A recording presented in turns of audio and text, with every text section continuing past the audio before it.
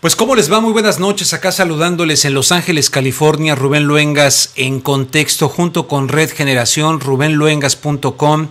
Me da en verdad muchísimo gusto saludarles, hay noticias importantes, Más adelante, además de lo que le vamos a hablar de los 10 años de la infame, criminal, ilegal invasión a Irak, hace 10 años, donde mucha gente debiera estar metido en la cárcel, enfrentando procesos judiciales, si viviéramos verdaderamente en sistemas democráticos mundiales.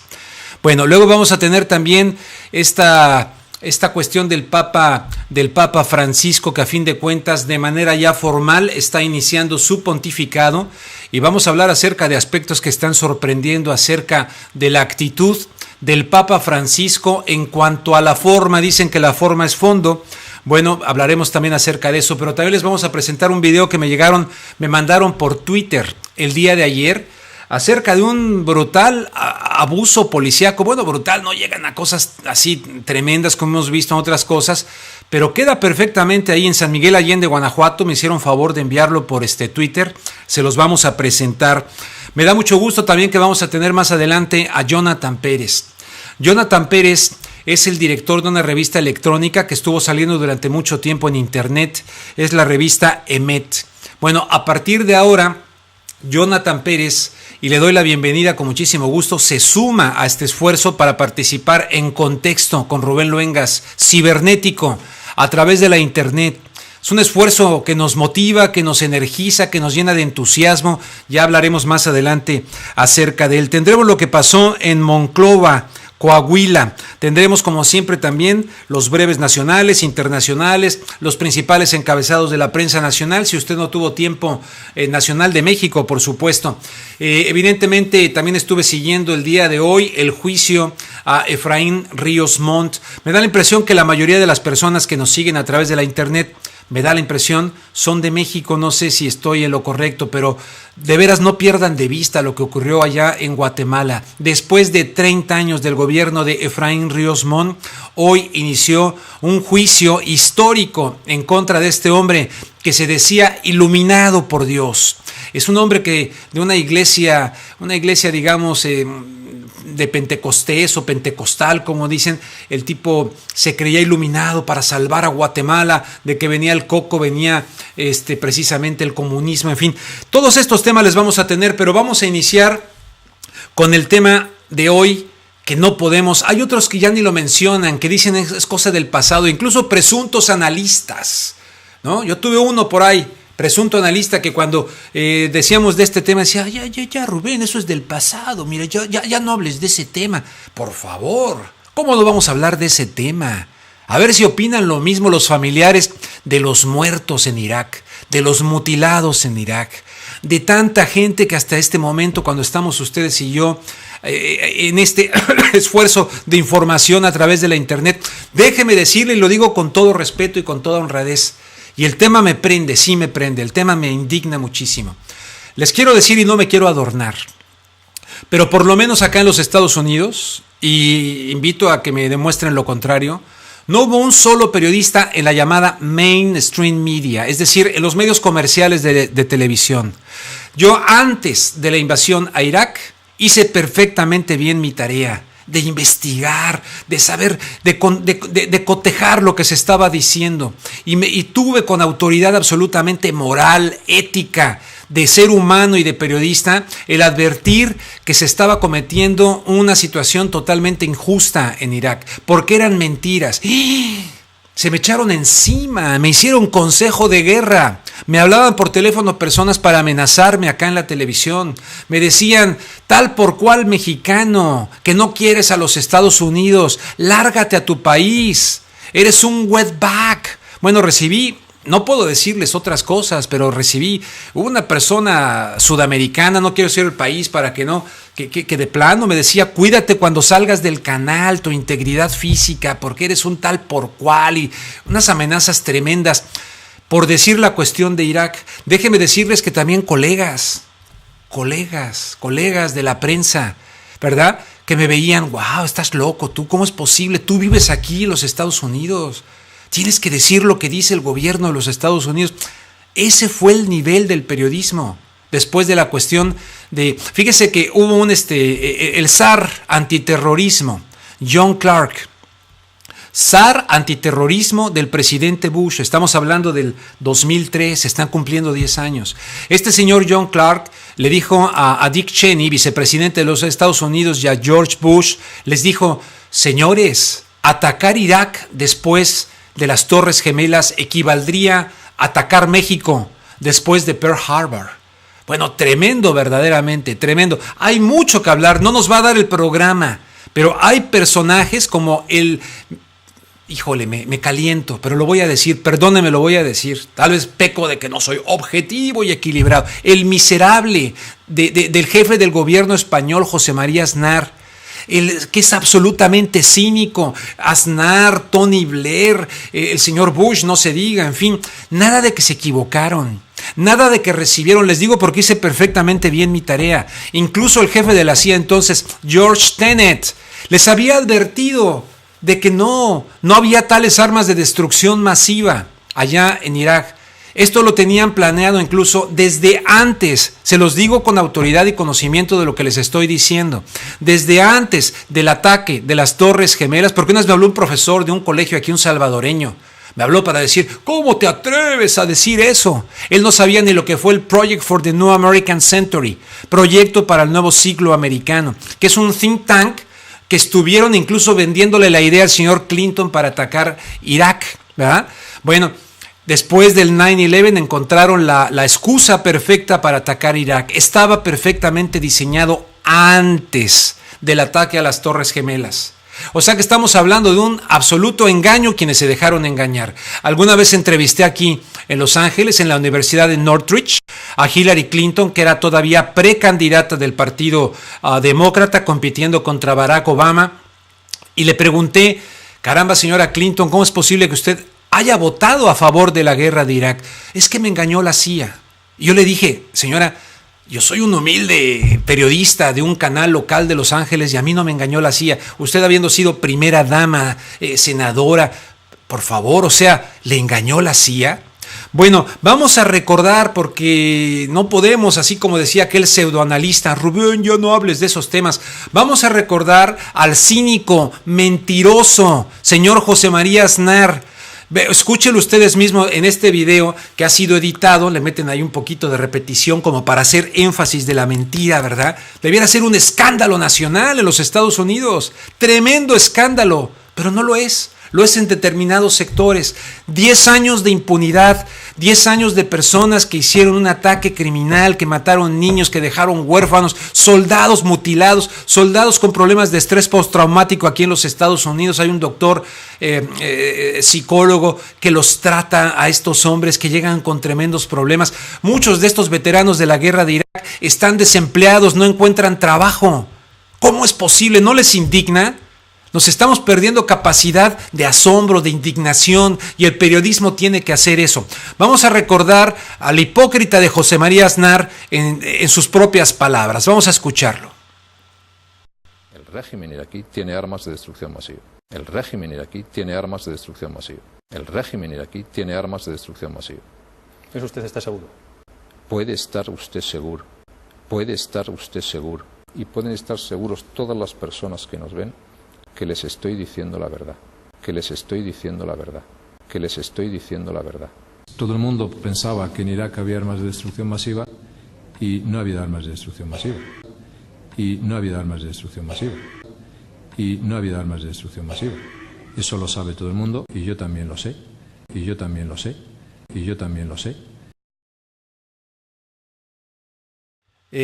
Repito una frase que dice el mentiroso del señor José María Aznar. Todo mundo pensaba que había armas de destrucción masiva. No es cierto. No todo mundo pensaba que había armas de destrucción masiva. Yo no pensaba que había armas de destrucción masiva. Me prende el tema porque créanme que hubo, vaya, no me quiero poner aquí de víctima ni mucho menos, pero vaya, me sentí aislado, completamente solo. En un momento dado donde decían que, ¿no? Ya no les hablo de cosas internas de los medios en los cuales expresaba yo este tipo de cosas, externas, ¿no? En la sociedad, decían, ¿cómo es posible? Bueno, todo el mundo sabía, ahora se me fue el nombre de un inspector de los Estados Unidos, que publicó libros. Ay, Dios mío, ¿cómo es posible que se me va en este momento? A ver si me viene el nombre.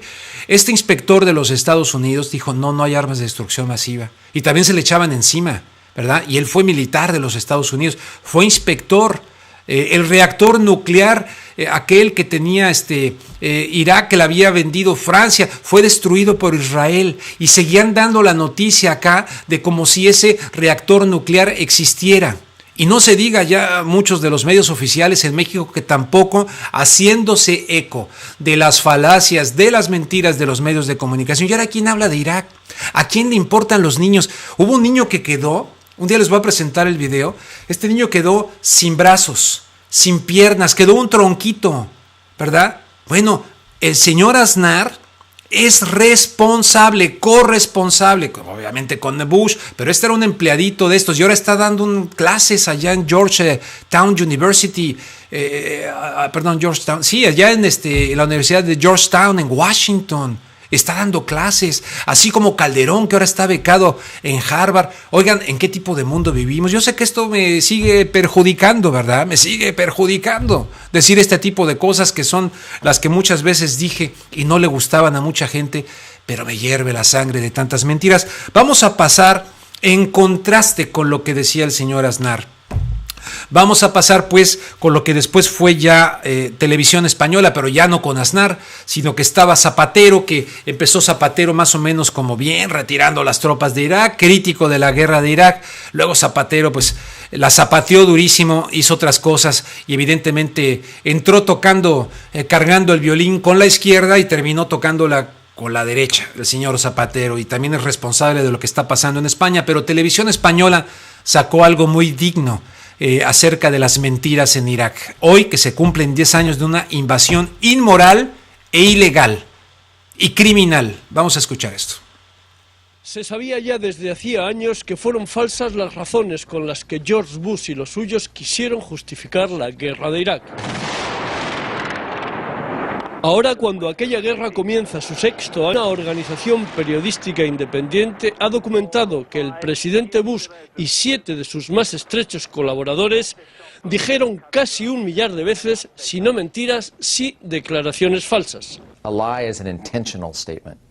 We can't say they were intentional or not, but we do say it was orchestrated. These false statements were orchestrated. Como puede verse en el gráfico, estas falsas declaraciones se acumularon especialmente en los meses anteriores y posteriores al inicio de la guerra. In other words, this was an effort to mislead the public clearly during this period leading up to the war. Con 260 falsedades, algunas muy sonadas, el presidente George Bush es el comandante en jefe del grupo. Iraq declared 8,500 leaders. Le sigue con 254 el exsecretario de Estado Colin Powell, aquel que en la ONU exhibió un tubito con antras como prueba de sus acusaciones. Donald Rumsfeld, el ya exsecretario de Defensa que preparó la guerra, comparte el tercer lugar con Ari Fleischer, el entonces portavoz de la Casa Blanca. El vicepresidente Dick Cheney es de los que menos se ha prodigado con las falsedades, a pesar de ser el principal defensor de la guerra, por encima incluso del presidente. Con estos nuevos datos, sin embargo, no es probable que George Bush sea sometido al juicio político del impeachment. The Bush administration now has less than a year to go. What are we, 9 months, 10 months? While they're still in office, I think that an effort toward impeachment is unlikely. Otros gobernantes como Tony Blair en Gran Bretaña, John Howard en Australia o José María Aznar en España también hicieron declaraciones que el paso del tiempo demostró falsas para justificar su participación en una guerra, la de Irak, que 5 años después todavía dura. O sea que esto fue hace 5 años, fíjese, hace 5 años. El presidente Barack Obama, a quien entrevisté como precandidato del Partido Demócrata, no esta ocasión, sino cuando era precandidato para el primer periodo, él llegó a la presidencia de los Estados Unidos en gran medida criticando la guerra de Irak, pero también ya tenía sus otras guerras, ya tenía al señor Brzezinski y a sus asesores para continuar más o menos todo este plan que está vinculado, todo está concatenado, pues todo está ahí. Pero evidentemente, como empezó a haber una conciencia de las mentiras del señor Bush acá en los Estados Unidos, empezó ya a surgir aquello. ¿Y sabe qué? Así, de las personas que me mentaban la madre y de las personas que me decían cosas tremendas, les repito, porque luego allá en otros países creen, no, aquí está la libertad de expresión, puede usted decir lo que quiera, etcétera. Bueno, hay muchos mecanismos para acotar este tipo de cosas, ¿no? Y cuando pues se sentía uno solo. Después del 9/11 aquí, de cada 100 automóviles, 120 traían su bandera de los Estados Unidos, lo cual yo entiendo perfectamente bien. Pero muchos periodistas cancelaron su capacidad periodística y de investigación, se taparon los ojos con el patriotismo y entonces no hicieron su trabajo. Ya ve que les decía yo de John Clark, que decía, ¿cómo es posible? No se diga la Condoleezza Rice. Este reportaje es generoso, el reportaje de Televisión Española, porque entrevista por ahí a alguien que dice que fueron, ¿qué? Falsedades, no, que tal vez no quisieron mentir intencionalmente. No es cierto, no es cierto. Está perfectamente claro que antes del 9/11, del 11 de septiembre, antes existía el plan del Project for the New American Century, el proyecto del nuevo siglo americano, de este think tank. Tenían ya contemplado el ataque a Irak para terminar pues lo que no terminaron en la llamada guerra del Golfo allá con el papá del señor Bush. En fin, es un tema apasionante, hay mucho de esto, mucho escrito acerca de esto. Vamos a un tercer video ya para terminar con el tema, y aunque miren, está en portugués, sé que le vamos a agarrar la onda aquí todos en portugués, pero tiene también información muy muy importante. Vamos a escucharlo. Thinking big was what the Bush administration did in February 2003. This is U.S. Secretary of State Colin Powell at the United Nations promoting the invasion of Iraq with an extraordinary theater of the absurd.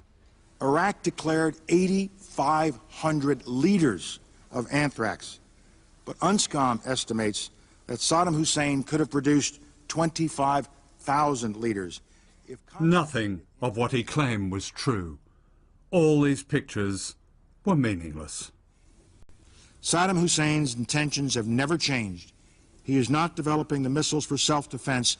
These are missiles that Iraq wants in order to project power, to threaten, and to deliver chemical, biological, and, if we let him, nuclear warheads. This irrefutable, undeniable, incontrovertible evidence today, Colin Powell brilliantly delivered that smoking gun today. It was devastating. I mean, and overwhelming abundance of the evidence. Point after point after point. He just flooded the terrain with data. Did Colin Powell close the deal today in your mind for anyone who has yet objectively to make up their mind? I think for anybody who analyzes the situation, he has closed the deal. Colin Powell's incredible performance was never seriously challenged in the American broadcast media, of which Rupert Murdoch's Fox Television is the biggest network. Like the rest of the Murdoch empire, it backed the invasion. We expect every American to support our military, and if they can't do that, to shut up.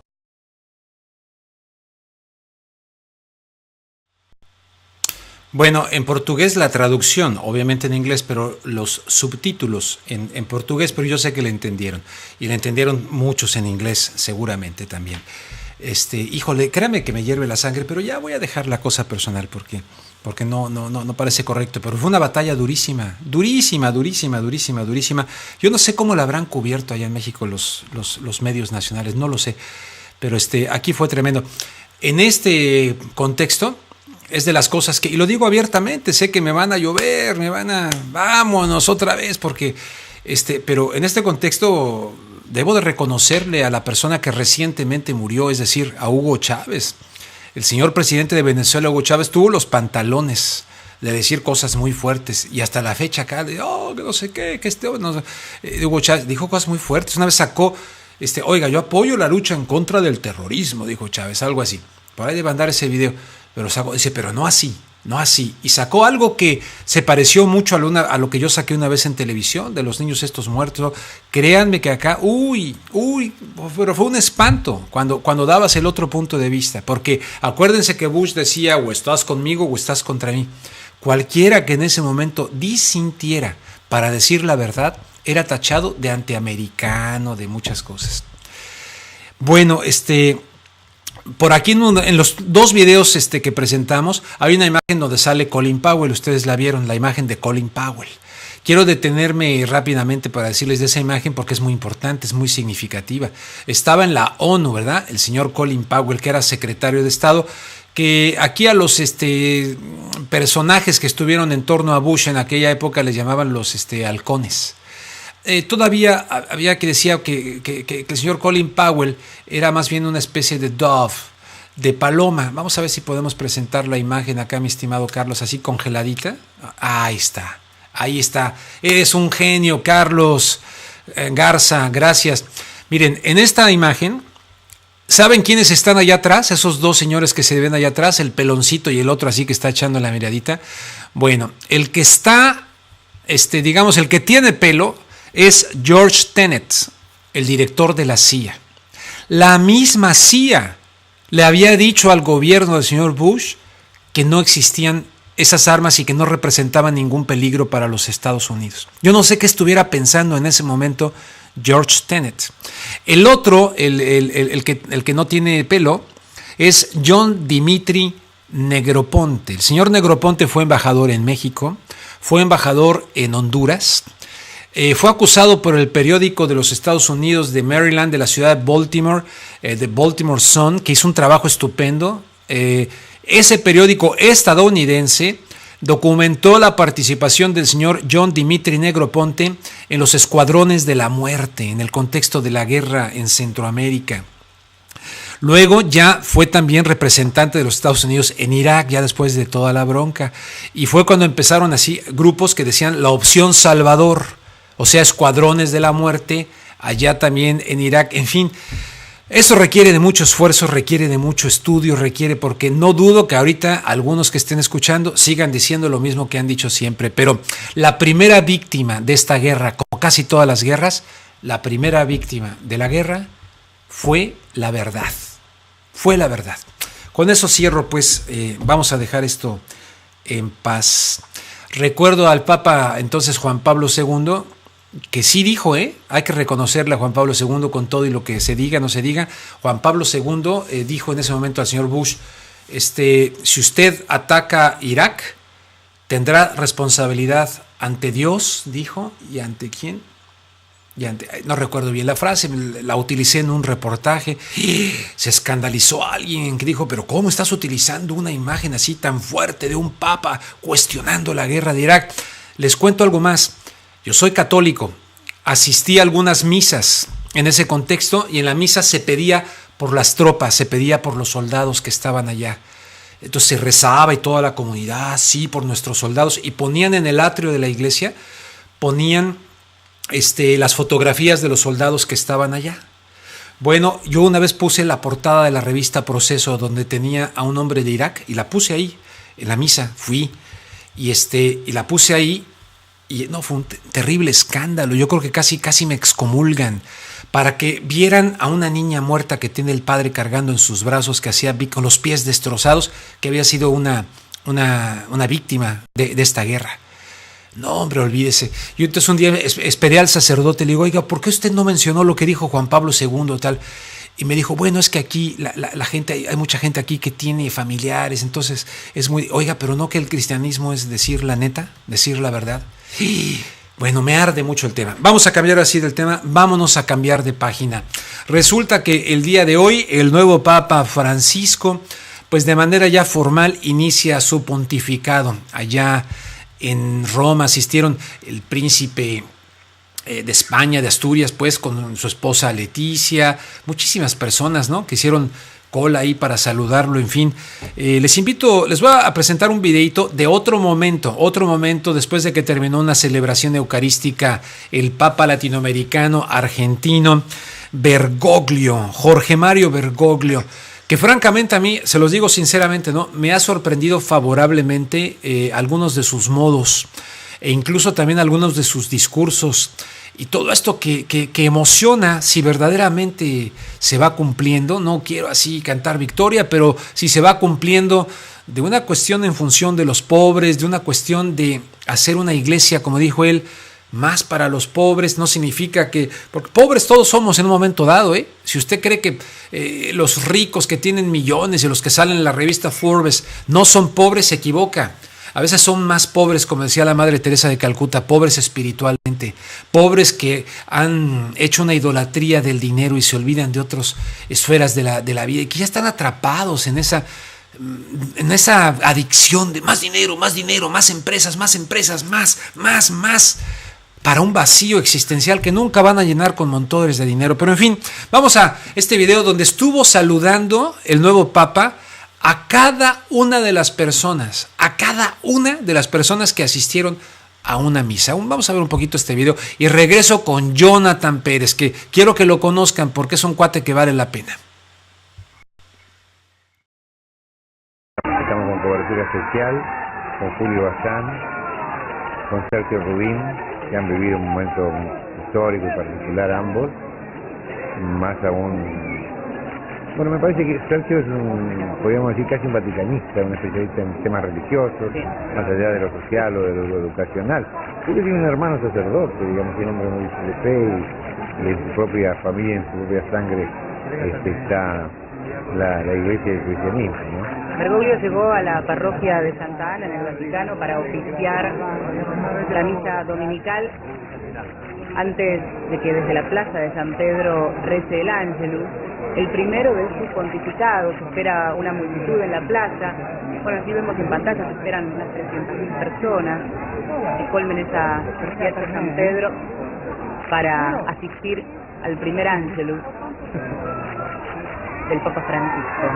A su llegada a esa pequeña iglesia del Vaticano, saludó a las personas que están en el lugar, estreció sus manos, acarició a los niños, se mostró tranquilo, sonriente, contento. Lo decíamos, viste, colores morados del tiempo de Cuaresma. Bueno, y antes de entrar en la iglesia, se asomó a la calle. Está ahí a pocos metros de la columnata de la Plaza San Pedro, saludó a la gente que se encontraba allí en el lugar. Recordemos que desde que fue la elección de Bergoglio como nuevo Papa, por supuesto concitó la atención mundial, pero quienes estaban allí en Roma, quienes viajaron especialmente, y en este caso un desfile de curiosos permanentes, por fuera de lo que es la agenda oficial, cuando se sabe que entra, sale, o por supuesto hoy que es el Ángelus, pero desde tempranito había algunos allí y estaban cuando se asomaba Bergoglio a saludar a la gente que estaba ahí expectante y que por supuesto va a participar de esta... Bueno, el video continúa de la televisión argentina. Agradecemos los materiales que podemos utilizar aquí, pues muchísimas gracias, porque pues de lo contrario es complicado. Aquí estamos haciendo un gran esfuerzo, hermoso, bellísimo. Créanme que de mi currículum como periodista de muchísimos años ya, pues ya no nos cosemos al primer hervor. Esto lo voy a poner en mi currículum de manera muy especial, Bueno, el caso está que les voy a presentar a continuación a Jonathan Pérez. Jonathan Pérez lo conocí pues ya hace algún tiempecito. Me llamó muchísimo la atención electrónicamente una revista que se llama, pues, porque yo estoy seguro que la va a volver a sacar, Emet. Ahorita le voy a decir que nos recuerde lo que significaba la palabra Emet en hebreo. Tremenda información, muy buena información, muy importante. Yo la consultaba, de repente la dejé de ver, en fin. Y Jonathan Pérez, él ha estado haciendo una investigación muy personal. Le ha llamado mucho la atención la figura del llamado Papa de la Sonrisa, es decir, Juan Pablo.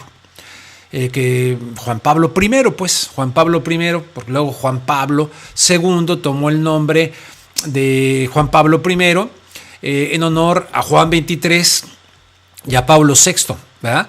Entonces él ha estado muy metido en esto y también le ha llamado la atención la cuestión de Bergoglio, Jorge Mario Bergoglio, el argentino, que en cuanto se supo que él era el nuevo papa, empezaron a salir tremendas acusaciones de su presunta relación o vínculo con la dictadura argentina, lo cual a mí me ha llamado muchísimo la atención que alguien a quien respeto, que es Adolfo Pérez Esquivel, argentino, premio Nobel de la Paz, dijera: no es cierto. Si bien es cierto, no fue proactivo como otros sacerdotes argentinos en la denuncia y abiertamente que les costó muchísimo en contra de la dictadura, hay voces que dicen no es cierto. Entonces, como no me gusta a mí cometer injusticias, dije todo lo que dije en Irak porque sé que estoy diciendo la verdad.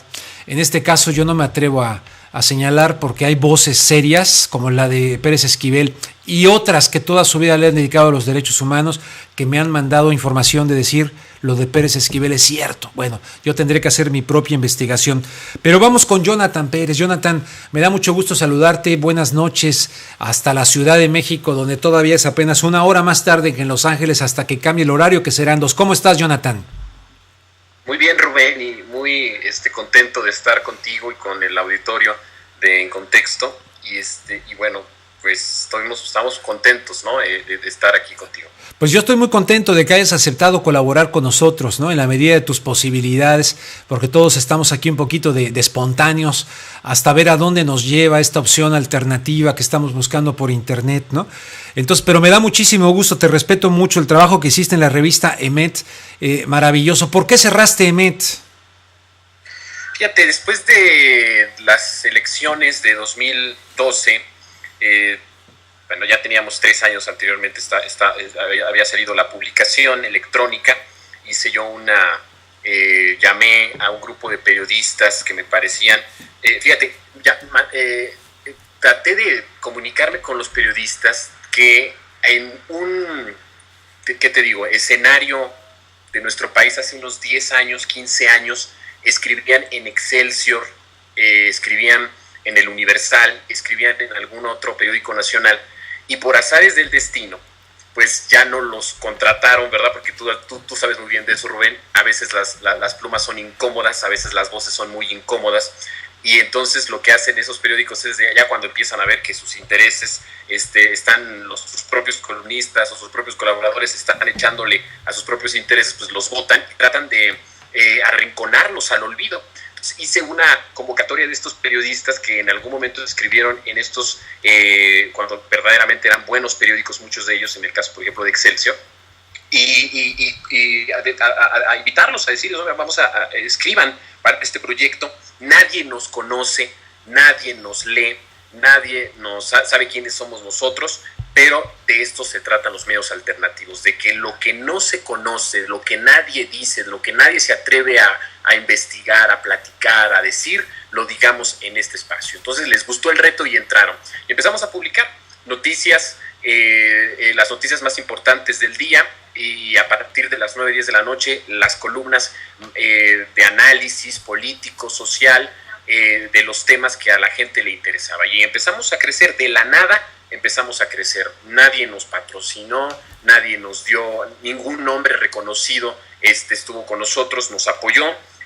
Quiero decir aquí, Rubén, que yo en ese momento no tenía acercamiento contigo, sí sabía quién eras, pero no tenía acercamiento contigo, tú estabas muy bien en Estados Unidos y no había ningún acercamiento, pero sí hice el llamado a muchos periodistas, que no quisiera decir su nombre por ellos mismos, porque luego ellos se arrepintieron, de no apoyarnos en el inicio de Emet, que escriben en periódicos muy buenos y muy reconocidos de la izquierda, por cierto. Uh-huh. Entonces, y les hice también esa invitación, y al principio nos despreciaron, y cuando empezaron a ver qué era Emet y cómo estábamos manejando la información y cómo estábamos manejando los puntos de vista, de ser un medio que lo respetaba la derecha, los priistas, la izquierda, y que empezó a tener esa credibilidad que solo se gana cuando actúas de la mejor manera que puedes actuar, dándole voces a todos, para que todo el mundo pueda dar su opinión y que el público, el lector, sea el que decida cuál es la versión, cuál es la opinión que a su realidad o a sus propios conocimientos o en su propia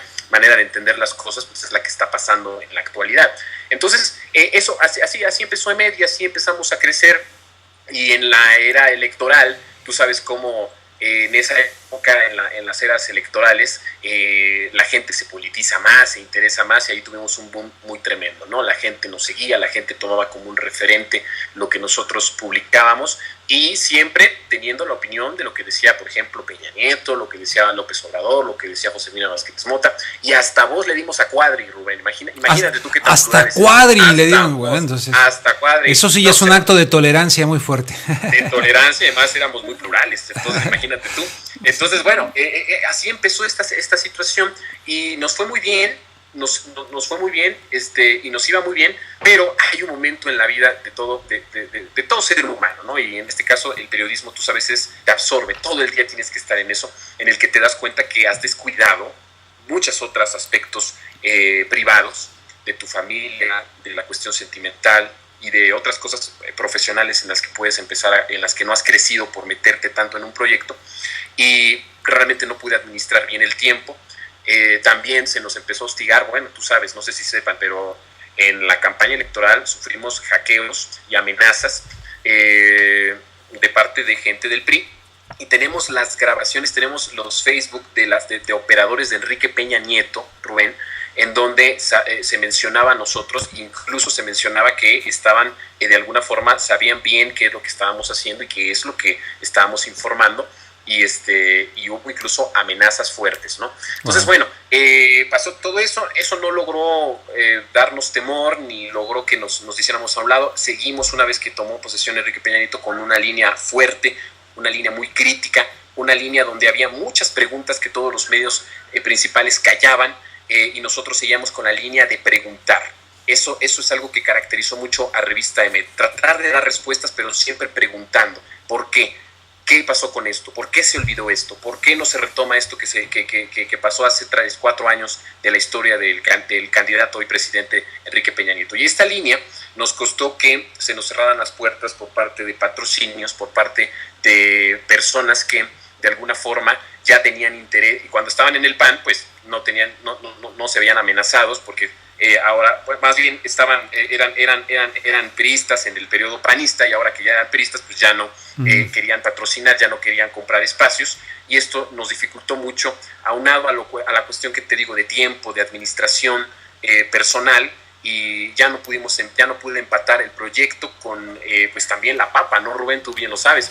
Entonces se dificultó mucho la situación, y entonces tomé la decisión de cerrarla momentáneamente, pero como tú dices, yo con la esperanza de que próximamente lo podamos abrir, no sé, no te puedo decir que mañana, la próxima semana, el próximo mes, pero creo que es importante que ahora en este mundo donde está saliendo, por ejemplo, este medio en donde está saliendo tu Red Generación, tu propia página, que ya la chequé, rubenluengas.com, y que están saliendo muchos espacios alternativos, creo que lo mejor es que se vayan sumando más y más y más.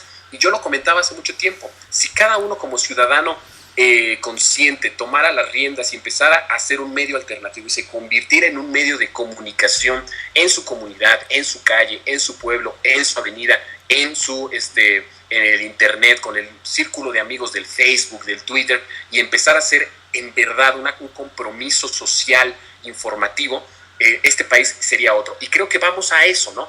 Desgraciadamente para EMEP llegó un ciclo, tal vez Dios quiera que se pueda abrir otro ciclo, pero por el momento está cerrado ese ciclo. Sin embargo, ese ciclo de EMEP sirvió para que nos conociéramos, conocer a muchas personas, entre ellos a Carlos, que es un genio en todo esto de lo cibernético. Yo le tengo un gran respeto y una gran estima a todo lo que él hace, un ciudadano consciente, un profesional en lo que hace él, pero además ahora ya como podríamos decir como un periodista alternativo, de los periodistas que se hacen en el día a día, Rubén, que tú sabes que también son esos periodistas, son buenos también y son dignos de reconocérseles. Entonces, bueno, y además me permitió también conocerte a ti, y en esas estamos aquí. Oye, pues muy bien, pues seguiremos hablando del tema, pero como te invité a hablar de lo del nuevo Papa, no, pero es apasionante todo lo que estás diciendo, y sí, pues ahí está la lucha, vamos a ver a qué, pero por lo pronto Jonathan Pérez se incorpora a En Contexto con Rubén Luengas en Red Generación, rubenluengas.com, lo motivamos a que saque nuevamente la revista, que hagamos sinergia con mucho gusto. Pero dime, Tú estuviste investigando mucho al Papa de la Sonrisa, Juan Pablo I, ¿verdad? Sonrisa, sí, así es. Así, Juan Pablo. A Juan Pablo, sí, no primero, pero Juan Pablo. Oye, dime una cosa, en tu investigación, ¿tú crees que sí lo mataron, como muchos creen que mataron a Juan Pablo? No lo creo, lo aseguro. ¿Lo aseguras? Lo mataron. ¿Lo mataron? Sí, lo mataron. Fue un complot muy bien armado. De hecho, bueno, para entender lo que está pasando en estos momentos, le dicen el pontífice al nuevo papa, le dicen el pontífice. El pontífice. Por aquello de que es argentino. Sí, el pontífice. Entonces, bueno, está bueno, sí. Para entrar en el contexto del nuevo papa, pues tiene que ver el escándalo allá en el año de 1978, Rubén. Fíjate que en ese año moría el Papa Paulo VI, sí. el cardenal Montini, sí. Muere y empieza el cónclave. Para ese entonces ya, Albino Luciani, mejor conocido como el Papa Juan Pablo, ahora ya Juan Pablo I, había sido arzobispo de Venecia, e incluso, bueno, ya lo habían, el propio Pablo VI le da ese privilegio, ¿no? Se dice en el idioma de la Iglesia Católica, ese privilegio de dirigir un arzobispado. Y en el tiempo todavía de Pablo VI vivo, se vende el Banco Vaticano al Banco Ambrosiano. Uh-huh. Y este banco, fíjate, el Banco Vaticano servía para que los párrocos de las pequeñas iglesias de Italia tuvieran acceso a créditos para sus misiones, ayuda social que tenían que darle a todos los pobres, a todos los necesitados, a los enfermos, a los huérfanos. Y el Banco Vaticano les daba créditos a intereses muy pequeños, realmente muy reducidos. Era el banco de la casa. Uh-huh. Y en el tiempo precisamente de Pablo VI, a finales de su reinado de la Iglesia, se vende el banco. Marcinkus era aquel obispo al frente del banco, y lo vende, y según se dice que ni siquiera que Pablo VI no sabía, que se hizo de la vista gorda, como ellos eran amigos de cuando era cardenal todavía Pablo VI, pues le dio el poder absoluto para que hiciera con el Banco Vaticano lo que quisiera. Entonces le venden el Banco Vaticano en ese momento, y entonces Luciani, imagínate, el Papa Juan Pablo, bueno, todavía cardenal en ese momento, da el grito en el cielo y viaja a Roma y se enfrenta con el propio Marcinkus y le dice que cómo era posible que un banco que servía para la iglesia, para los pobres, ahora sirviera para estos propósitos de la globalización y estos propósitos, ya sabes tú, de los banqueros, ¿no? de los intereses de los poderosos. Y se enfrentan. Entonces, bueno, desde ahí ya viene un primer enfrentamiento. Cuando muere Pablo VI, viene el cónclave y algo pasa igual como con el nuevo papa.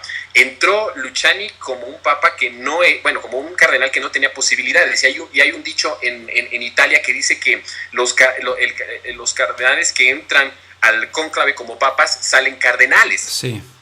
Y sucedió lo mismo en Luciani y sucedió ahora, hace unos días, lo mismo con el actual Jorge Mario. Yo creo ahí no estoy de acuerdo contigo. Él sí entró papable porque él fue el que tuvo el segundo lugar en aquella votación con Ratzinger. O sea, él ocupó el segundo lugar en la votación.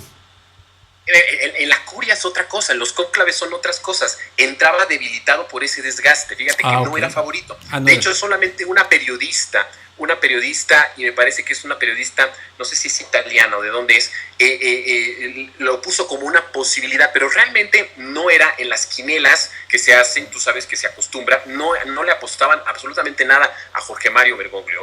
Era una persona que, aunque sí tenía, en 2005 tuvo una posibilidad muy cercana y quedó como segundo después de Benedicto, en este conclave no entró con ese poderío. Y yo te digo una cosa, ni siquiera él quería ya, yo creo que Jorge Mario Bergoglio, a sus 76 años, yo creo que ya ni siquiera también, yo dijo, ya si en 2005 no fue, en mucho menos, y nada más entró como alguien que podía ahí votar. Pero bueno, la cuestión es de que entró Luciani al cónclave y no era una persona a la que nadie le apostara, estaban otros prominentes, se les dice príncipes de la iglesia, ¿verdad? Uh-huh. Y bueno, a Luciani jamás le gustó que se le dijera príncipe de la iglesia. Sí. Él era un simple servidor de Dios, a su propia manera de describirse. Y bueno, para tormento de la propia curia, para el tormento de Marcinkus, de Calvi, este empresario argentino de la mafia italiana. Calvi es el que le llaman el banquero de Dios, que lo encontraron muerto en la Torre de Londres, ¿no? ¿Es ese?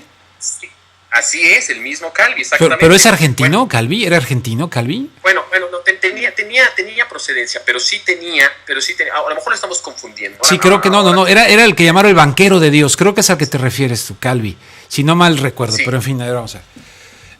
Había ahí una, digamos... Oye, pero a ver, me voy a brincar tantito. ¿Qué opinas de este Papa? Sí. ¿Qué opinas de este Papa? Yo empecé muy así cuando lo nombraron, dije, ¿a poco es aquel que ha sido señalado de tener vínculos con la dictadura argentina? Yo dije, no puede ser, me quedé y empecé luego a investigar y empezó a salir todo aquello, etcétera, etcétera.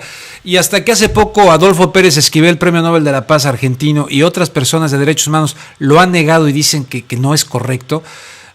Bueno, he tomado una pausa, ¿no? Como para ver qué se puede investigar. Pero la verdad, a mí en lo personal me está sorprendiendo la manera. ¿Tú qué opinas de este nuevo Papa? Yo, mira, opino lo primero que te decía eso. Es una persona que tiene varias cosas en contra, ¿no? Su edad, le falta un pulmón porque lo perdió en una infección de niño, lo cual, según gente cercana a cuando era él arzobispo, le dice que en el tiempo en el que él es arzobispo allá en Argentina, no tuvo ningún, digamos, padecimiento o no le estorbó para el cumplimiento de su responsabilidad. Claro, no es lo mismo una responsabilidad de una diócesis a una responsabilidad de la Iglesia Católica a nivel mundial. Eso también es importante, y la presión que esto supone, pues también puede ser algo ahí en contra. Yo pienso, te voy a decir la hipótesis que yo tengo. Había dos grupos enfrentados en este conclave, muy fuertes, y me parece que el actual Papa fue como que un Papa de estos que se le llaman los papas de transición, ¿no? Se le vuelve a dar esa oportunidad de transición, de tal manera que no quedaran tan enfrentadas dos puntos de vista tan que además no son dos puntos de vista incluso ni siquiera ideológicos y ni siquiera de la forma en la que percibía la Iglesia, Rubén. Son puntos de vista encontrados personales de hace mucho tiempo, de que dos cardenales ya se tienen tirria y se enfrentan y se vengan y se tratan de enfrentar el uno con el otro, y que de alguna forma pues tienen sus propios grupos que los apoyan, pero no se imaginaron que este Papa iba a volver a resucitar un viejo lema que se ha olvidado en la Iglesia durante muchísimos años, y por eso aquí la figura de Luciani, ¿no? Él decía, el Papa Juan Pablo, una iglesia de pobres para los pobres, y ningún medio internacional ha citado porque bueno, Juan Pablo II lo opacó muchísimo, tú lo sabes, pero nadie ha hecho esa referencia. El primero que dijo esto de una iglesia de pobres para los pobres fue Albino Luciani, fue el Papa Juan Pablo I, y ahora lo rescata este Papa, y cuando yo lo escuché me dio muchísimo gusto. Tú sabes que el Vaticano está lleno de simbolismos. Sí. Y los símbolos que se dan son muy importantes, que nos indican hacia dónde va a ir su pontificado. Yo no sé cuánto tiempo, muchos analistas dicen que a lo mucho va a estar gobernando la Iglesia 5 o 6 años a lo mucho, pero yo creo que este Papa, que a lo mejor lo escogieron por lo anciano y porque fuera a ser un Papa de transición, puede dar la sorpresa para muchos católicos en el mundo que tienen la gran esperanza de que la Iglesia Católica tome la rienda de su papel en la sociedad. El Papa Francisco ha dicho algo bien importante que se nos ha olvidado, y se los recordó el día de hoy ante los diferentes cuerpos diplomáticos y diferentes personalidades de los gobernantes. ¿Qué es el poder? El poder es el servir.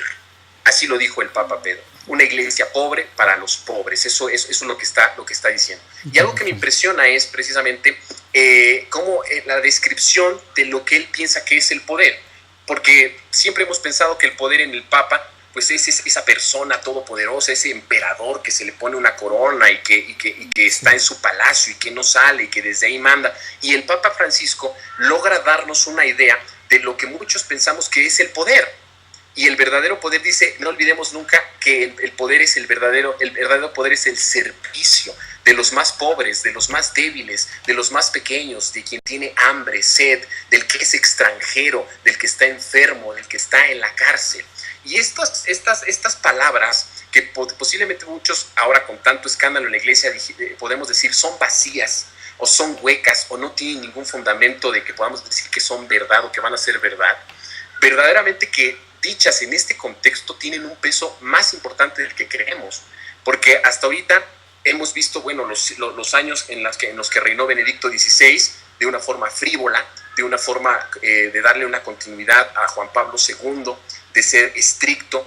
Le gustaba mucho y le gusta mucho toda esta cuestión de que en el momento en el que se ve el poderío de la iglesia también se ve en ese momento su espiritualidad, y Jorge Mario Bergoglio, el nuevo papa, no le gustan este tipo de cosas, no le gustan las banalidades, no le gustan, incluso te digo algo, toda la misa que se vio hoy de entronización, ¿no?, de la mal llamada entronización del papa, no es algo que él decidió, sino es algo que lo decidió Benedicto XVI, pero él no estuvo de acuerdo en tantas cosas y logró quitar algunas cosas que hacían como que algo esplendoroso asumir este papel, que él lo toma no como el que se le dé una corona de poder, sino como una posibilidad de ser un pastor a una iglesia que ha sido de alguna forma maltratada, que ha sido de alguna forma perseguida, que ha sido de alguna forma también humillada, pero que también ha humillado, que también ha ultrajado, que también ha hecho cosas muy tremendas en contra de muchas personas en diferentes partes del mundo, abusos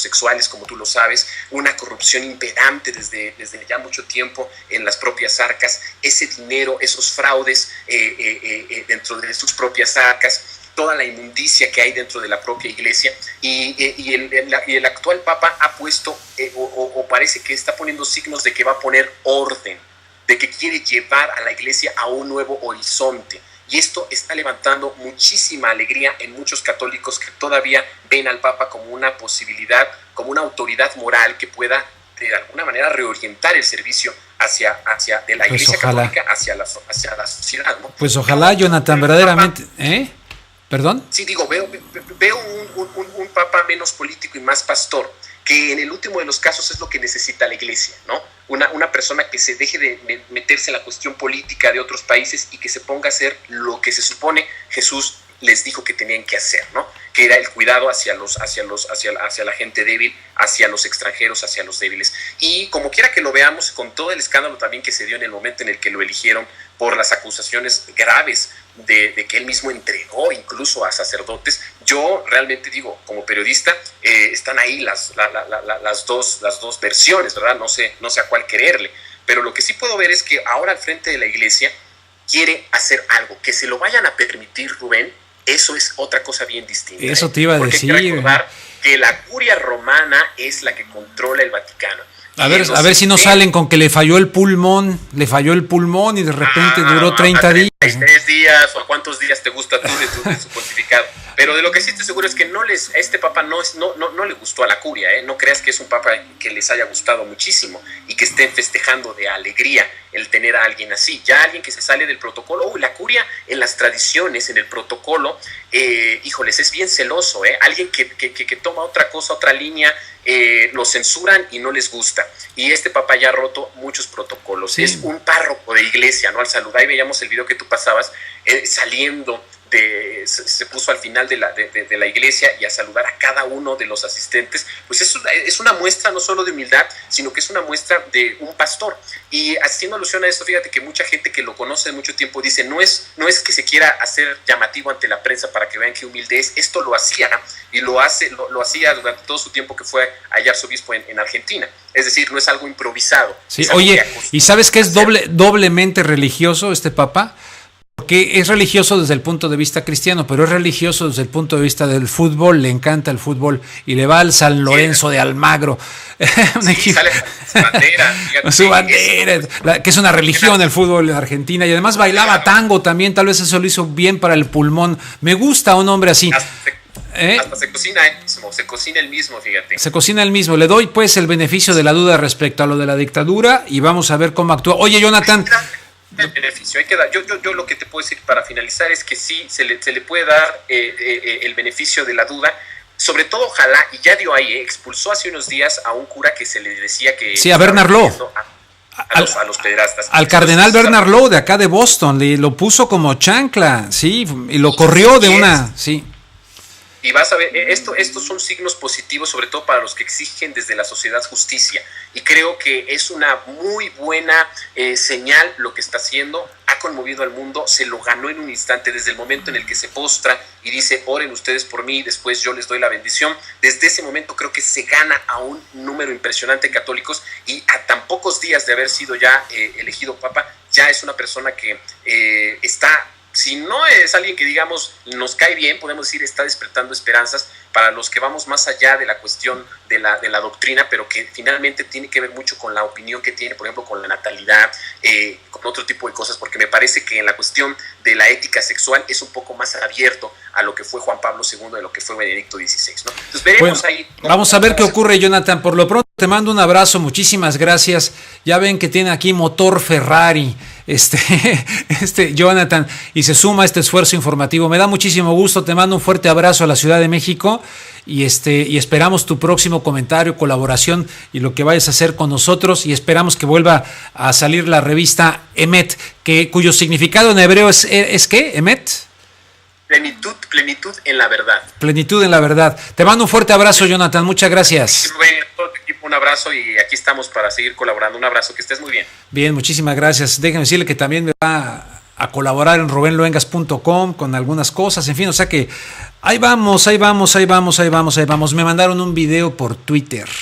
Me dijeron, señor Luengas, por favor difunda este video por Twitter.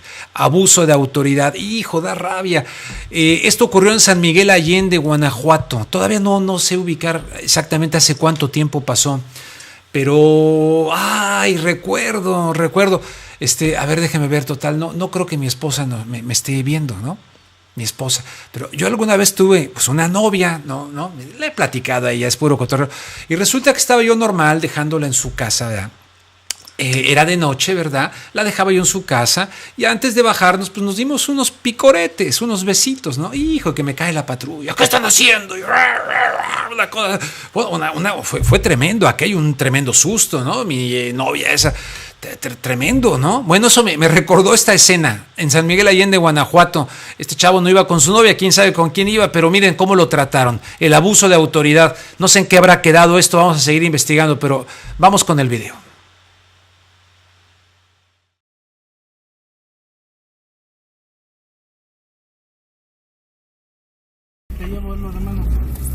A ver, ¿cómo? ¿Me pisas? Pues no, eso pisas, quítese de ahí. ¿Qué le estoy haciendo? No le estoy haciendo nada. Yo vengo tranquilamente, se me cierra. ¿Por qué abre? No puede hacer esto. No, está pasando y lo estoy grabando, está pasando. No puede hacer eso. Te dije que no. ¿Sale? ¿Qué pasa? ¿Te calmas o qué? No pueden hacer eso. ¿Qué te está pasando? No lo pueden hacer, no lo pueden hacer. No lo puedes hacer. Ahorita somos estudiantes de Derecho y sabemos que no pueden hacer esto porque somos abogados. Eso no está bien. Oye, ¿qué te pasa? ¿Qué te pasa? ¿Qué les pasa, cabrones? No mames. ¿Qué les pasa? ¿Sabes que es un pinche pedo, cabrones?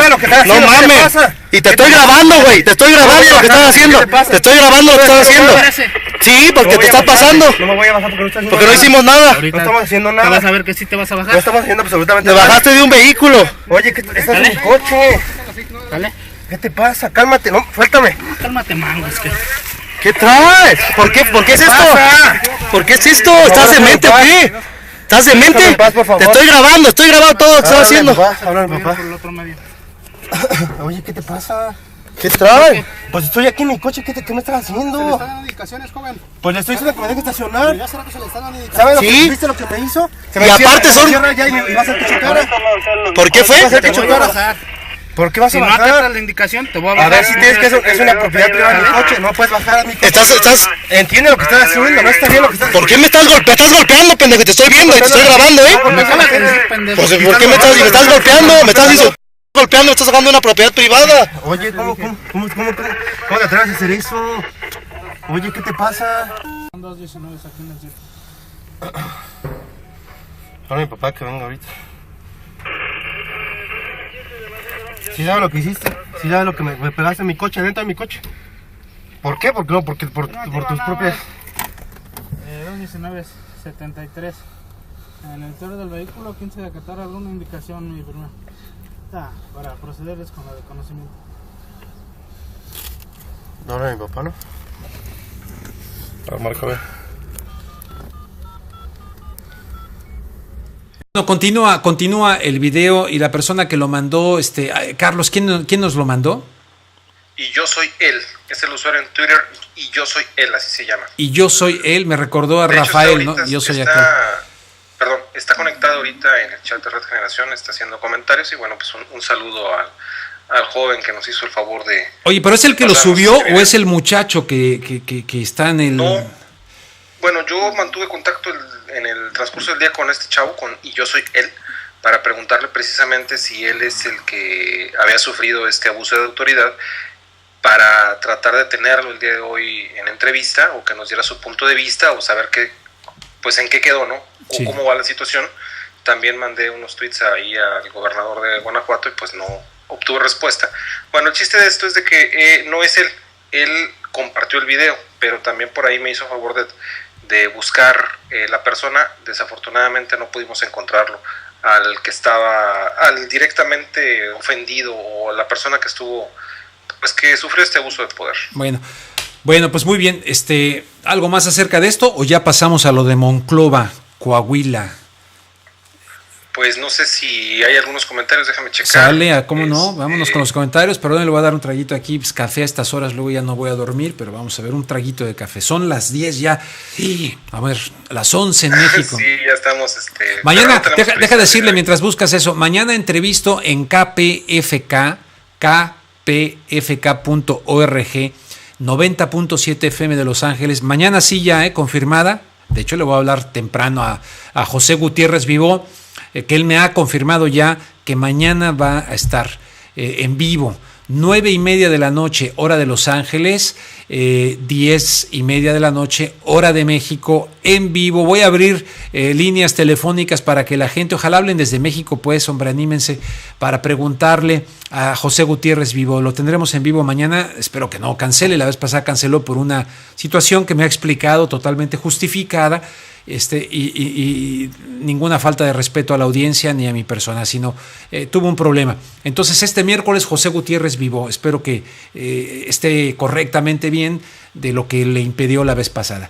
Entonces me ha faltado, ayúdenme a difundir, no sean gachos, de que va a estar mañana en KPFK en Contragolpe José Gutiérrez Vivó, porque es importante que mucha gente que no sabe cuáles fueron sus diferencias con Vicente Fox, con los Aguirre de Radio Centro, con Felipe Calderón. Me contó cómo llegaron allá a su oficina un día, luego cómo llegaron allá donde él compró lo que era el Heraldo de México, sacó el periódico Monitor, en fin, una serie de cosas que, como él me las contó, me quedé frío, porque es un acto de dictatorial casi, ¿no? Lo que ocurrió con José Gutiérrez Vivó, en lo que él me ha platicado. Si ustedes quieren sumarse mañana o mandarme preguntas que le pueda hacer, mándemelas @ Rubén G. Luengas, @ Rubén G. Luengas. Carlos. Bueno, comentarios generalizados de que pues es una situación intolerante, o sea, intolerable, esta situación de abuso de poder. Por ejemplo, nuestra amiga Noay, qué frustración con ese tipo de policías. Raguna nos comenta: José Gutiérrez Vivó fue de los primeros expulsados por fecal. También nos dice Peluche, ¿qué va a pasar con el tema de abuso de poder? Bueno, pues yo creo que vamos a seguirlo buscando a las personas que sufrieron este abuso de poder. Y si podemos contar con su testimonio, bueno, pues sería excelente, ¿no creo? Bueno, y así como esto dijo, cada cosa y peores, ¿no? Todo lo que hemos visto recientemente de represión policíaca, en fin, en otras cosas. Vamos con Priscila Tanús, que nos cuenta lo que pasó en Monclova, Coahuila, a través de este video. Vamos pues a ver qué pasó allá en Coahuila. Yo hace mucho que no voy por allá.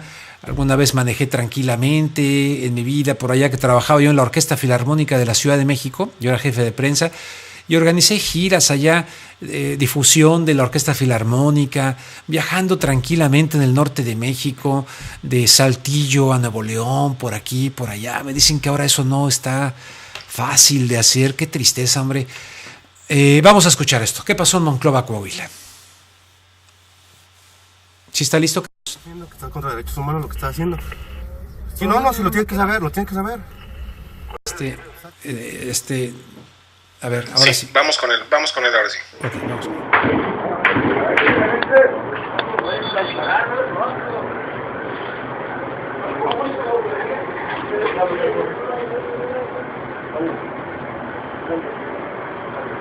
El día de hoy, la ciudad de Monclova, en Coahuila, amaneció con una serie de enfrentamientos y bloqueos que paralizaron la ciudad. Autoridades estatales de Coahuila activaron hoy el código rojo en el municipio de Monclova tras reportarse una serie de enfrentamientos a balazos entre elementos de la Secretaría de la Defensa Nacional, Policía Federal y hombres armados. El vocero de seguridad del gobierno de Coahuila, Jesús Carranza, confirmó la muerte de un policía federal, además de un civil herido que se dirigía a su trabajo y a quien reportan fuera de peligro. Asimismo, detalló que luego de las balaceras, varias escuelas y hospitales fueron resguardados por elementos de seguridad. Las balaceras se iniciaron alrededor de las 7:45 horas en la colonia Tecnológico en el municipio colindante con frontera y se extendieron al sector de la estancia para concluir una hora después en el municipio de Monclova. El funcionario resaltó que la situación de emergencia duró cerca de una hora. Precisó que aunque poco antes de las 9 horas se tuvo el reporte de que las balaceras habían terminado, se mantuvo el código rojo en la ciudad de Monclova solicitando a las personas evitar las áreas de conflicto. La zona metropolitana de Monclova, que incluye el municipio de Castaños y Frontera, es controlada por el cártel de los Zetas. Incluso la ciudad era refugio del capo Heriberto Lascano, alias El Lasca, supuestamente abatido por la Marina en octubre de 2012. Esta nota informativa incluye imágenes que subieron habitantes de dicha ciudad a las redes sociales. Gracias.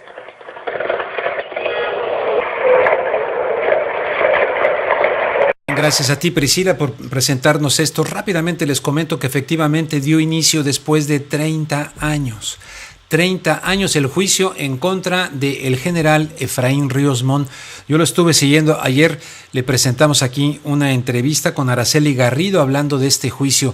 El señor Ríos Montt, que gobernó la década de los 80, duró 17 meses al frente. Él llegó al poder dándole un golpe de estado a otro dictador, también a Romeo Lucas García. Pero consideraron a Ríos Montt, los Estados Unidos, la Casa Blanca y el señor Ronald Reagan, lo consideraron el hombre fuerte pues para enfrentar a la guerrilla. Este hombre es evangelista, miembro de una secta pentecostés o pentecostal, no sé cómo debe ser lo correcto decir. Se creía iluminado, se creía elegido por Dios para salvar a Guatemala. El caso está que es acusado de genocidio, de una cuestión de exterminio de indígenas. Además, sus soldados cometieron presuntamente, bueno, hay que decir presuntamente porque legalmente así es la cosa, violaciones a muchísimas mujeres. En fin, hoy inició el juicio. Él tuvo que escuchar de parte de los acusadores una frase que a mí la he citado otras veces, me gusta mucho, pero me dio gusto escucharla ahí. La verdad se corrompe tanto con la mentira como con el silencio. El silencio también corrompe la verdad. Inició, vamos a ver en qué queda. Lo de Efraín Ríos Montt para los guatemaltecos es un gran tema.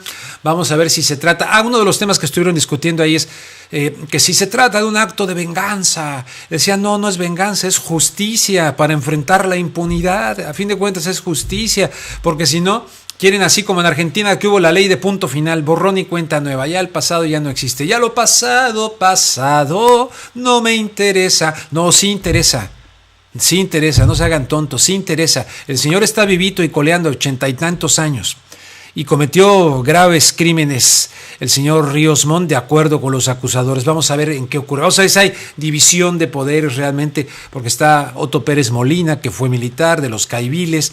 Vamos a ver cómo va este asunto en Guatemala. Yo quiero mucho Guatemala, cubrí allá mucho como periodista, vi cosas verdaderamente tremendas, injusticias tremendas. y gente muy linda también, Guatemala, la ciudad de Antigua. Además les digo aquí entre paréntesis que uno de los mejores rones que he probado en el mundo es el ron Zacapa Centenario, riquísimo ron, que es guatemalteco y no le hacen mucha publicidad, no es caribeño así en términos de que Cuba, Santo Domingo, venezolano, tremendo ron el Zacapa Centenario para los que les gusta el ron y no estoy fomentando la cultura alcohólica. Carlos, ¿con qué continuamos allá en la Ciudad de México? Nos vamos primero con la prensa nacional, ¿no? Sí, titulares nacionales, que en esta ocasión creo que va Nash Acuña. Perfecto, Nash, buenas noches.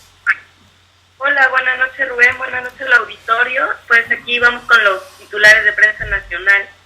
El Universal: afinan reservas a ley Telecom, PAN y PRD buscan coincidencias y se prevé aprobación esta semana a pesar de las objeciones a la iniciativa. Universitarios sin empleo. La Jornada, por su parte, Cristina Fernández relata su cita con el pontífice, le pide mediar en el conflicto sobre Malvinas.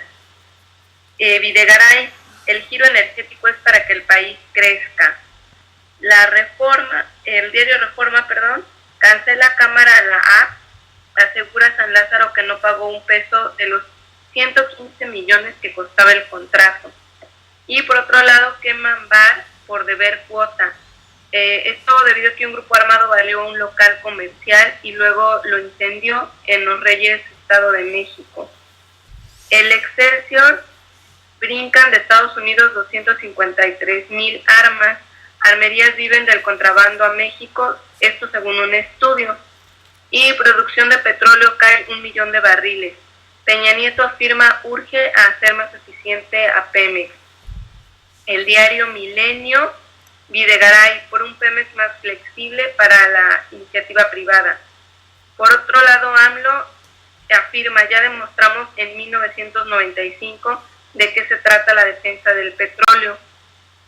Y Reporte Índigo nos trae esta información: se enfrentan legionarios por venta de universidades. El padre Peter Burns protesta lo que considera la venta poco transparente de 24 planteles universitarios con 25,000 alumnos a Dionisio Garza Medina, exdirector de Grupo Alfa y hermano de Luis Garza Medina, exvicario de la congregación. Estos son los titulares de prensa. Muy bien, muchísimas gracias, Nash. Garza, nada tuyo, ¿verdad, Carlos Garza? No es familiar. No, nada que ver. Nada que ver. Bueno, continuamos pues con breves nacionales. Vamos a las breves nacionales. Así es, buenas noches Rubén, buenas noches a todos. Este día tenemos 5 noticias para compartir. La primera dice: policías comunitarias se multiplican porque el Estado está rebasado. Sicilia. El surgimiento y la multiplicación de policías comunitarias o grupos de autodefensa en varias partes del país es porque el Estado mexicano está rebasado, opinó el poeta y dirigente del Movimiento por la Paz con Justicia y Dignidad, Javier Sicilia. Asimismo, llamó a las autoridades de los 3 niveles de gobierno que reconozcan estos grupos de defensa que han surgido de manera auténtica de los pueblos y que tampoco se les impida armarse como lo han hecho los de Guerrero, porque aseguró que ni la Constitución lo impide, sobre todo porque se han armado por las agresiones que han sufrido y por la inoperancia del Estado. Van por despenalizar la marihuana en el DF. Diputados perredistas en la Asamblea Legislativa impulsarán la despenalización del uso de la marihuana en la Ciudad de México. El legislador Vidal Llerenas explicó que la propuesta consiste en la regulación de grupos de consumidores, espacios seguros, lugares donde se realizan exámenes médicos y que cuenten con suficiente información respecto a los riesgos de consumo. Los grupos podrán producir exclusivamente la marihuana a consumir y someterse a una rigurosa verificación. Es necesario comenzar a replantear el enfoque prohibicionista, manifestó el perredista. Agregó que la despenalización puede ser un avance importante para evitar los efectos negativos del uso clandestino de la marihuana y reducir el riesgo del crimen organizado. Atacan a balazos a exalcalde de Apatzingán, se encuentra herido. El expresidente municipal de Apatzingán, José Guadalupe Jaimes Valladares, sufrió este martes un ataque a balazos frente a su domicilio en este municipio michoacano. La agresión fue orquestada por un grupo de hombres armados quienes dispararon desde una camioneta en movimiento para después huir. De acuerdo con la Secretaría de Seguridad Pública Estatal, el estado de salud del exalcalde se reporta como estable. Pactan gobierno y maestros de Guerrero mesa de diálogo. La Secretaría de Gobernación, profesores de Guerrero y el gobernador de esta entidad, Ángel Aguirre Rivero, acordaron instalar una mesa de negociación siempre y cuando los maestros levanten el plantón que mantienen en el Palacio de Gobierno en Chilpancingo. Ambas partes afirmaron que mantendrán la tregua de movilizaciones en el caso de los maestros y de ejecución de órdenes de aprehensión en lo que respecta a las autoridades. Las autoridades de Guerrero afirman que el paro de labores afecta a 1.700 escuelas de 10.200 regiones de la entidad. Por último, ya lo había comentado Nash, cancela la Cámara de Diputados App Millonaria.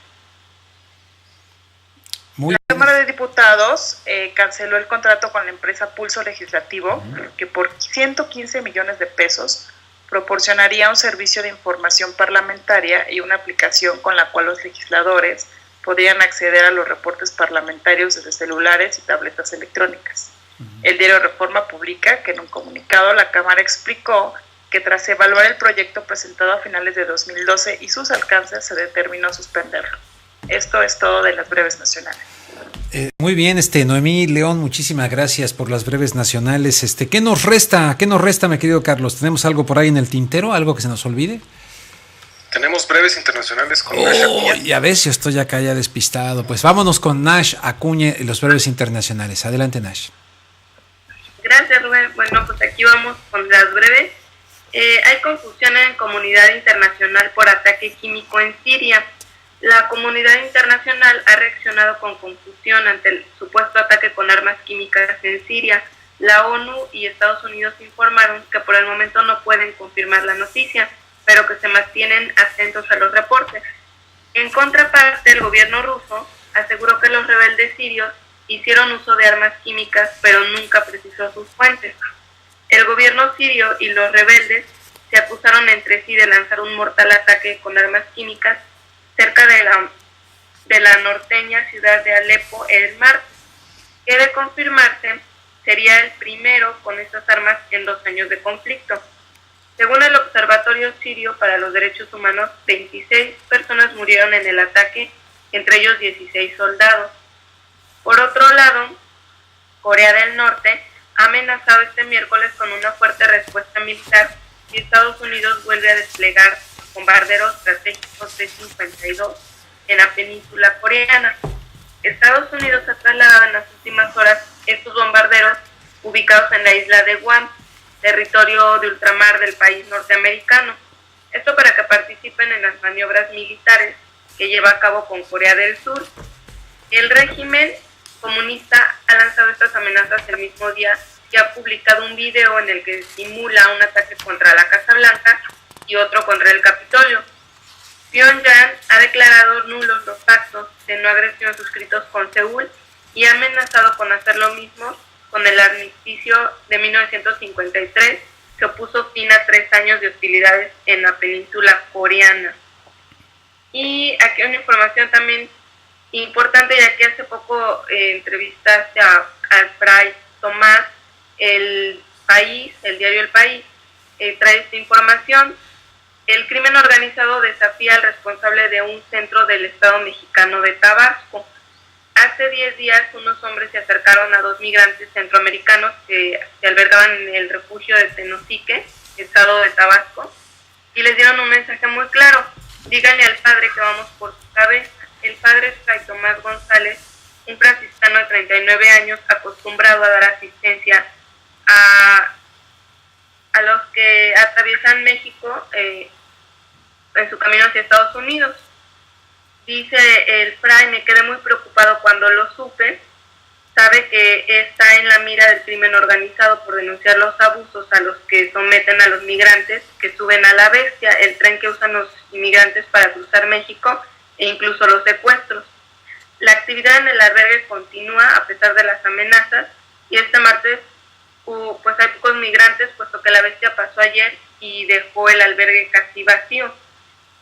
Nos preocupa que puedan atacar el albergue con gente dentro, reconoce el clérigo. Ha pedido ayuda a las autoridades que han destinado una patrulla de la policía municipal, pero a Fray Tomás le parece que no tienen los medios suficientes para enfrentarse al crimen organizado y pues ha recurrido a la prensa. Y finalmente, miembros de Al Qaeda matan a un rehén francés en respuesta a la guerra en Malí. La división de Al Qaeda en el norte de África informó a la agencia de noticias mauritana ANI que sus miembros habían decapitado a un rehén francés en respuesta a la intervención militar de Francia en el norte de Malí. Esto lo reporta la BBC. Philippe Verdun fue uno de los 2 rehenes franceses secuestrados en el norte de Malí en noviembre del 2011. Un hombre que se presentó como el representante de Al Qaeda en el Magreb islámico dijo a la cadena que Verdun fue asesinado hace 10 días. El Ministerio de Asuntos Exteriores de Francia está verificando esta información. Entonces eso es todo por las breves internacionales. Muy bien, muchísimas gracias, Nash, por las breves internacionales. Carlos, es todo porque tengo un par de pensamientos en torno al tema de la guerra, dado que estamos cumpliendo 10 años de la falacia, de las mentiras, de esta infamia de la guerra de Irak. Ya les había dicho que la primera víctima de la guerra es la verdad, la primera víctima. Carlos, ¿tenemos algo más? No, ¿No? Es todo por el día de hoy. Bueno, ¿qué te parece si doy dos frasecitas sobre el tema de la guerra? Y me gustaría, si se puede, si hay tiempo, ¿verdad? Porque ¿qué sigue? ¿El fútbol? No, no es cierto, te estoy cotorreando. ¿Qué tenemos después? Si podríamos... no tenemos ahorita... ¿Nada? No, podemos continuar un rato más sin problema. Bueno, me gustaría nada más, si podemos repetir el video del señor José María Aznar, del Partido Popular, expresidente del gobierno español, donde queda evidentemente clara la hipocresía de este señor, como algo muy emblemático en el área iberoamericana, pues, ¿no? Y alguien que vino acá también, creo que es de las cosas que hasta donde yo entiendo, salvo que alguien me corrija y diga estás mal, porque tal vez estoy mal, no lo sé, pero tengo entendido que ahí sí Vicente Fox creo que puso, no sé si por cuestión de Adolfo Aguilar Cíncer o Jorge Castañeda, no lo sé, pero que le paró un poquito el tema esto de la cosa de apoyarlo de Irak como presidente de México. No sé muy bien, la verdad es que no me quiero meter en Honduras ahí, pero ¿cuándo fue? Estamos hablando del 2003. Sí, obviamente Fox estaba de presidente. ¿Sí lo podemos repetir? Sí, claro que sí, A sin ver, problema. lo soltamos y después me termino con dos frases. Va. Ok.